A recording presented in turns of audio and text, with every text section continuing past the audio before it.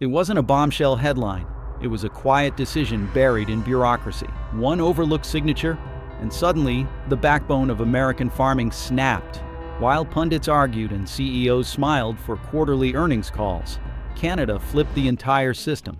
John Deere didn't see it coming, neither did Washington. But in just a few days, crops stalled, tractors vanished from showrooms, and global rivals seized the opportunity. This isn't a story about one company. It's about an empire collapsing in plain sight. So how did Canada outplay America at its own economic game? Why are China and Europe racing to fill the vacuum? And what if this isn't just a John Deere story, but the beginning of the end for American dominance in food, machinery, and global trade? What's happening? The first real tremor came from Iowa. A Deere plant that specialized in mid-sized tractors suddenly went dark. Not because of a natural disaster, but because the axles that powered those tractors were stuck in customs outside Montreal. The parts hadn't been made. The situation worse was the psychological shift. Deere, long considered a symbol of American resilience and rural pride, was now looking frail, and the workers could feel it. And in the heartland, the storm hadn't even reached the dealerships yet. The dealers break down. In small towns from Oklahoma to Ohio, John Deere dealerships are more than storefronts. They are lifelines. So when deliveries started arriving half full, and had long relied on cross-border fluidity. In fact, some of its most advanced precision agriculture systems were sourced in tandem with Canadian suppliers, specialized steel, circuit assemblies. Even rubber materials for treads and belts came from northern partners. That system was designed for speed, and now it was under siege. By the end of the week, 5 additional Deere facilities across Illinois, Missouri, and Kansas had reported parts shortages. Production lines were disassembled mid-process. Machines were half-built. And worse, workers began getting sent home, some with promises to return, others with nothing. Deere rejected. They had simply not been cleared.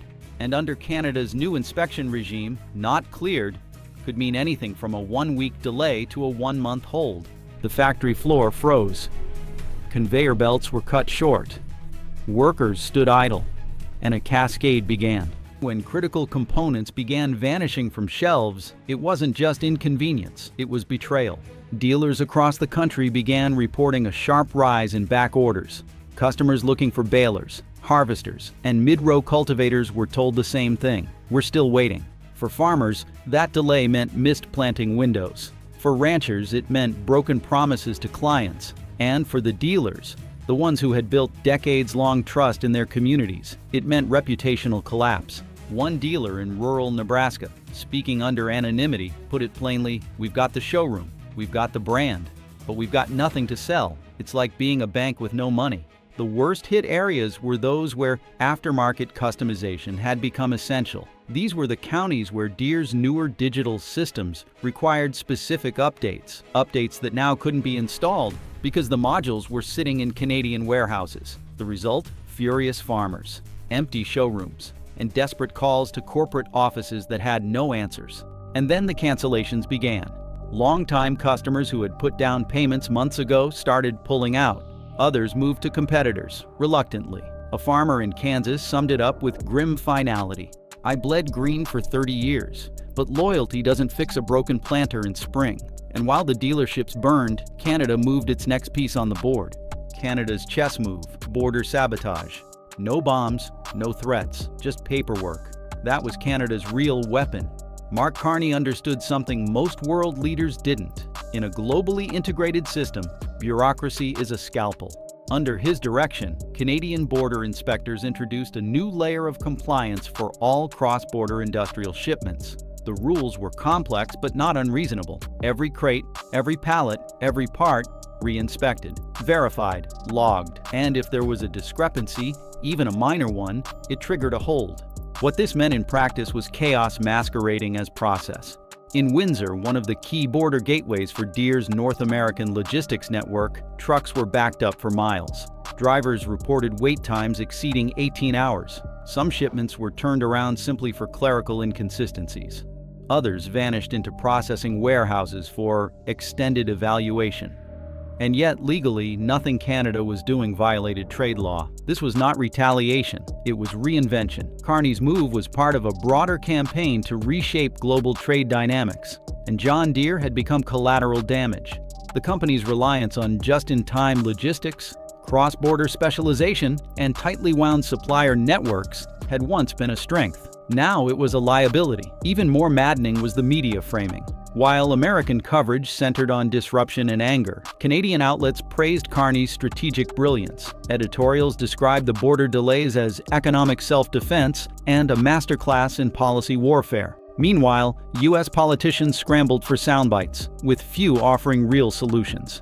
And just when it seemed the bleeding might slow, a new message arrived, leaked from internal Canadian memos and translated into headline after headline across American business media. Canada isn't finished yet, and leaked memos.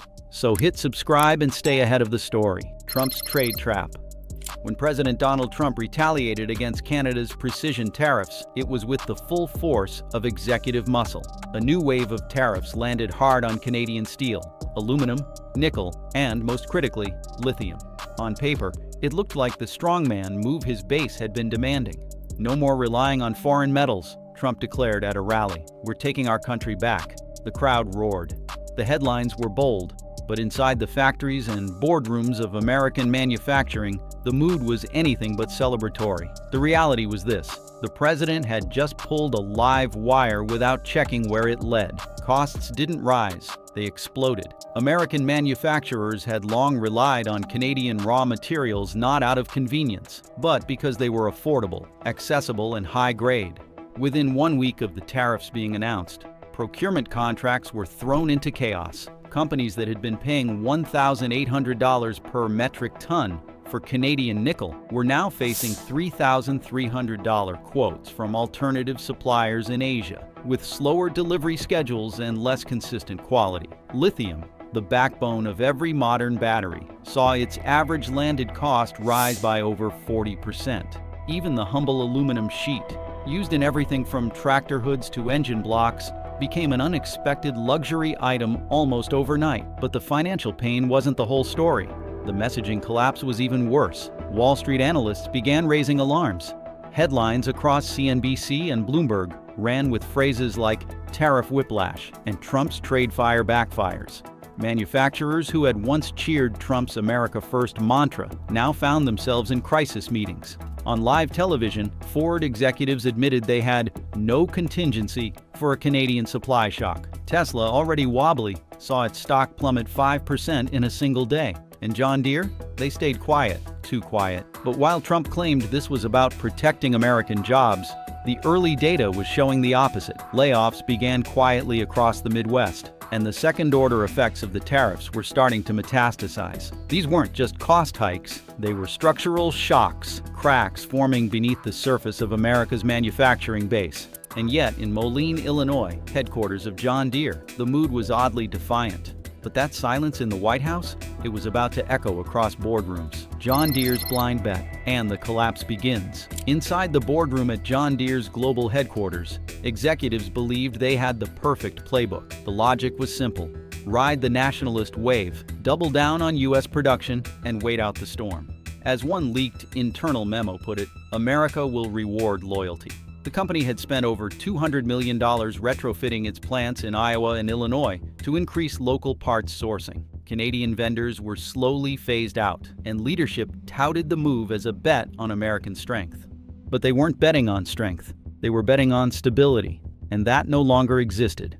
Within 60 days of Trump's expanded tariffs, Deere's carefully balanced supply chain began to snap. Bearings from Ontario, aluminum sheeting from Quebec, and even precision-machined brake components from Nova Scotia were now trapped behind a wall of cost and regulation.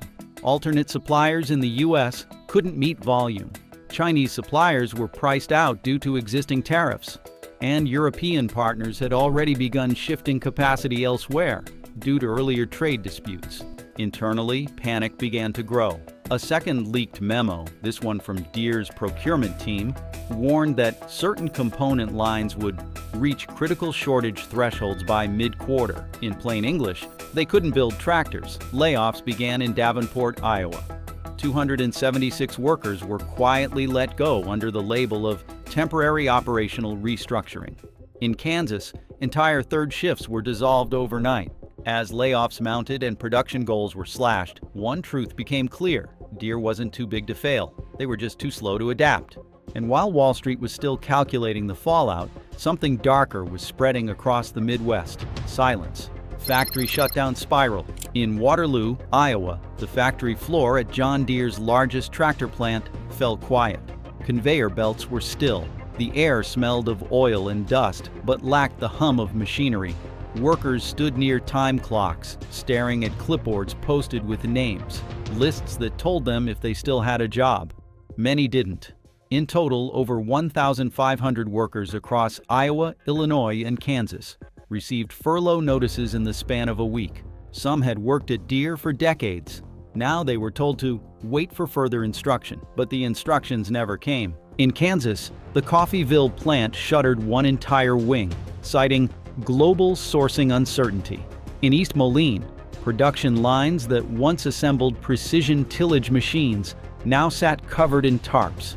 Shipping yards filled with half-assembled tractors, rusting beneath the fall rain. The supply chain crisis had transformed into an operational collapse. John Deere wasn't just behind on deliveries, they weren't building at all, and the towns that depended on them began to bleed. Cafes near the plants closed early. Family-owned hardware stores saw sales evaporate. Used tractor listings on Craigslist surged as farmers tried to raise quick cash. The image of John Deere, once a symbol of reliability, was now tethered to unemployment, ghost factories, and empty break rooms. Local news stations stopped talking about job growth. They started running segments titled Deere's Disappearance. In factory towns where generations had worn green and yellow with pride, there was only one question on everyone's mind: what happens if they don't come back? And for farmers watching their crops wither, one haunting question lingered: if we can't count on Deere, who can we count on? The MAGA backlash.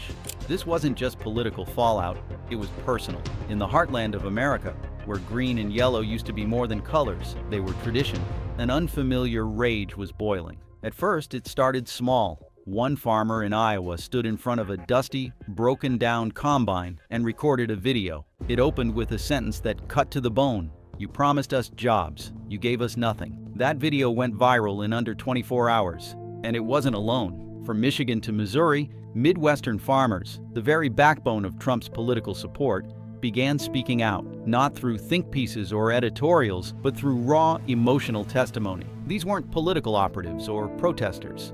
These were sons of the soil, men and women whose families had worked the same land for generations. They had voted for Donald Trump on a promise of protection, of restoration, of America first. But now that promise felt like a cruel joke. The images began to spread. A John Deere flag pulled down and burned beside an American one.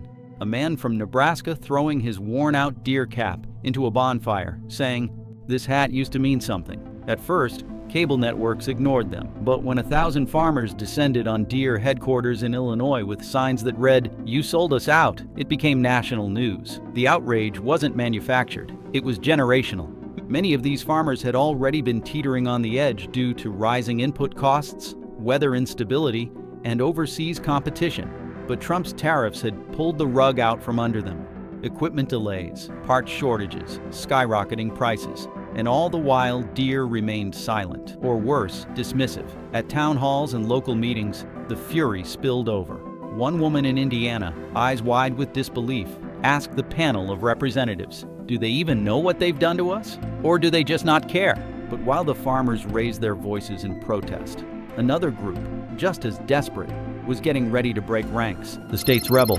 When the system fails, the states rise. That's exactly what happened as the trade war between the United States and Canada intensified. With federal strategy unraveling and farmers in revolt, governors from key swing states decided they couldn't wait for Washington to act, so they didn't. Michigan's governor, watching her state's automotive backbone wither under the weight of tariff pressure, reached out directly to Canadian trade officials. So did governors from Ohio, Iowa, and even Pennsylvania. What they wanted wasn't abstract. They were asking for exemptions, side deals, anything to stop the bleeding. These were not fringe players. These were leaders from states that determined national elections. And they were going rogue. The irony couldn't be missed. Just years earlier, these same leaders had stood beside President Trump at rallies, pledging allegiance to his Made in America mandate. Now they were scrambling to cut deals that directly undermined that very policy. In press conferences, they remained tight-lipped. But in back channels, the truth spilled out. Trump's trade war was crushing their economies. Their factories were quiet. Their voters were rioting. And worst of all, the foreign competition was moving in fast. In Ohio, documents leaked showing early-stage discussions with Canadian mining companies about establishing new trade routes that bypassed federal regulation. Iowa began drafting letters of intent with Canadian agricultural suppliers. Even Indiana, a Republican stronghold, sent a delegation north. The message was clear. If Washington wouldn't fix it, the states would. The legal implications were murky. The political optics were worse. News broke that these governors had begun inviting foreign manufacturers, Japanese tractor firms, and European agricultural startups to tour state-funded industrial parks. The shift wasn't just economic, it was symbolic. The United States had always projected federal unity. Now it was fracturing, and John Deere, stuck between a federal policy they couldn't influence and state-level realignment they couldn't predict, was paralyzed. They had no playbook for this. Their brand had always lived at the intersection of American strength and rural trust, but both were crumbling beneath them. And just as the American house divided, another flood was already on the way. The Green Flood, China, and Europe move in. It started quietly. A new shipment of bright red harvesters rolled off a boat from Europe and onto American docks in Texas. A week later, state agricultural offices began reporting unfamiliar logos. BYD, NIO Agritech, Kubota EV, on equipment request. Then it happened. Chinese and European manufacturers, using new trade agreements with Canada and Mexico, began flooding the U.S. market. There were no tariffs, no red tape, no production delays. These machines, battery-powered, semi-autonomous, built with Canadian lithium and European software, arrived cheaper, faster, and with better availability than anything John Deere could manage. And they weren't targeting hobby farmers or fringe buyers. They were coming for Deere's loyalists. And it worked. From Kansas to the Carolinas, dealers began quietly introducing new lines. A dealership in Oklahoma put up a sign that read, "The future is here, and it's not green." The backlash was swift, but not in the way Deere expected. It wasn't protests, it was silence. Farmers walked past the John Deere lot and toward the new arrivals. They weren't happy about it, but they were desperate. The tractors worked, the parts were available, the price was right, and for the first time in decades, brand loyalty didn't matter. It wasn't about patriotism anymore. It was about survival. Videos popped up on TikTok and YouTube showing American farmers unloading Chinese harvesters off flatbeds. The captions were always the same: "I didn't want to. But what choice did I have?" Meanwhile, John Deere couldn't compete. Their supply chain was strangled. Their prices were climbing. And worst of all, they were boxed out of the new trade ecosystem. Canada and Mexico had given preferential treatment to foreign firms. Deere, once the dominant force in agriculture, was now the outsider. And that wasn't even the worst part, the end of loyalty. For generations, a John Deere cap symbolized pride and legacy. Now they're burned not in protest, but in mourning. Across the Midwest, loyalty was collapsing. Not just to the company, but to the idea that any of it ever meant anything. In diners, farmers whispered about switching to foreign brands. Not because they wanted to, but because they had no alternative. In local mechanic shops, longtime Deere specialists began ordering parts from Korea and Japan. They stopped waiting for supply lines that never came. They moved on. This wasn't just an economic pivot, it was a cultural one. John Deere had always sold more than machines. It sold identity. But identity can't survive when the company it's tied to disappears in a time of need. Farmers who had defended Deere for decades were now asking out loud, where were they when we needed them? The answers weren't coming, not from the company, not from the government, and not from the man in the White House. And so the betrayal deepened. One Iowa farmer in a viral post said it best: "If we're all on our own, so is John Deere." But this silence wasn't the end, because as loyalty crumbled and states split and foreign giants moved in, something darker was building just beyond the horizon. And that's where we go next. China makes its move inside the North American takeover. It didn't begin with tanks. It began with trucks, quiet ones, electric ones. And they weren't rolling off assembly lines in Ohio or Illinois. They were coming out of factories in northern Mexico, powered by lithium from the Canadian wilderness. While Washington was busy waging a tariff war against its closest ally, China was quietly redrawing the industrial map of North America. Beijing had studied the terrain well. While American leaders screamed about nationalism and economic sovereignty, Chinese firms like BYD, NIO, and GAC were striking critical agreements with Canadian mining companies and Mexican industrial zones. These deals weren't flashy, they were strategic. Lithium from Quebec, cobalt from British Columbia, nickel from Manitoba, all rerouted to Chinese-affiliated facilities just miles from the US border. No tariffs, no red tape, no American middlemen. And this wasn't just about minerals. China wasn't content to just extract value. It came to build. In Monterrey and Chihuahua, sprawling new production centers began to rise, operated by Chinese conglomerates, but technically housed under Mexican ownership. That loophole allowed them to take full advantage of the United States-Mexico-Canada Agreement. Chinese-built tractors, farming drones, and ag-tech vehicles were now legally entering the U.S. market tariff-free. They were faster to produce, cheaper to buy, and just as capable, if not more. In Iowa and Nebraska, dealers who once waited months for John Deere shipments were suddenly getting cold calls from Asian reps offering next-generation agri-solutions. These weren't back-alley imports. They were sleek, connected, fully integrated farming machines, and they came with financing, service guarantees, and full parts availability. Unlike Deere's products, which were trapped in a broken American supply chain, the Chinese models had everything ready to go. John Deere, once synonymous with rugged American power, found itself outflanked by quiet precision and quiet partnerships. But the loudest irony was still to come. Japan and South Korea built a new empire on U.S. soil. In an almost poetic reversal, the American heartland, once the birthplace of global farming technology, became the staging ground for a foreign agricultural revolution. But it wasn't John Deere leading the charge. It was Toyota. It was Hyundai. As John Deere factories sat idle and union reps begged for a federal bailout, brand new assembly lines were firing up in Alabama and Kentucky. These weren't cars. They were autonomous tractors, battery-powered plows, and precision crop monitoring drones, all built on U.S. soil by Japanese and South Korean firms. They qualified for every subsidy, every EV tax credit, and every Made in America label.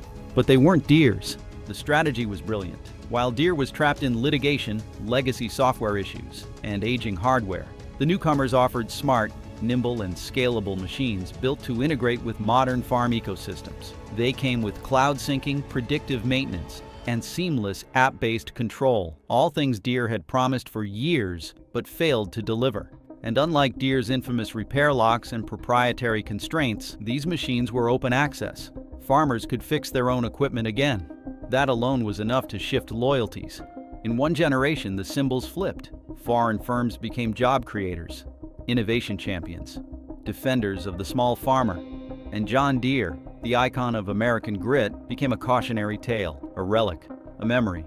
And in the shadow of that reversal, one final question lingered. The end of the empire. Did U.S. farming just die forever? John Deere's fall was not a single failure. It was the result of compounded missteps, ignored warnings, and strategic negligence. China building the future, Europe pulling away, and Asia rewriting the rules on U.S. turf. The real question was no longer, how did this happen? It was, is it already too late?